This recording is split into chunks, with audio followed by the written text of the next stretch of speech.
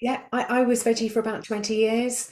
I can still very much empathise with the desire to be vegetarian. Still, the idea of eating an animal does not appeal to me. You'll have had the same. You have people saying, "Oh, you just were so weak-willed, you just couldn't resist bacon." It's like, well, I don't eat bacon now. It's not actually one of the things that I eat, but and I don't eat animals by choice. But I just recognise that that's where the nutrients are. And when you then look at the environmental consideration, you actually realise that ruminants, particularly, which is why I don't eat so much bacon, I'm much more interested in cows and sheep because they're the ones giving back to the land. And that we need those to be doing what they're doing so that we have the topsoil that we can then grow other vegetables in. That should be a symbiotic relationship between growing some plants and growing some animals, but eating the two.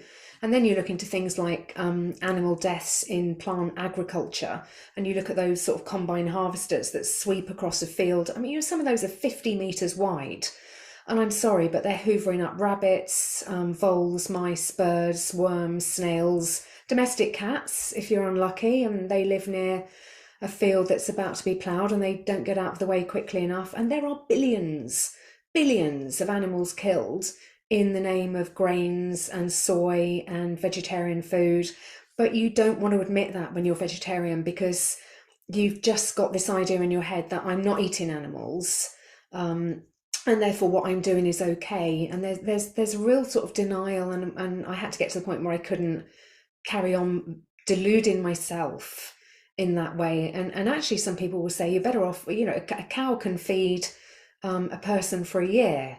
The grains that you would have to consume and the animals that would have been killed in the production of those grains, let alone the water diversion, rivers and whatever diversions that go on to irrigate those fields that then kill fish and herons and animals that live around water. It's just, the knock-on consequences are just enormous.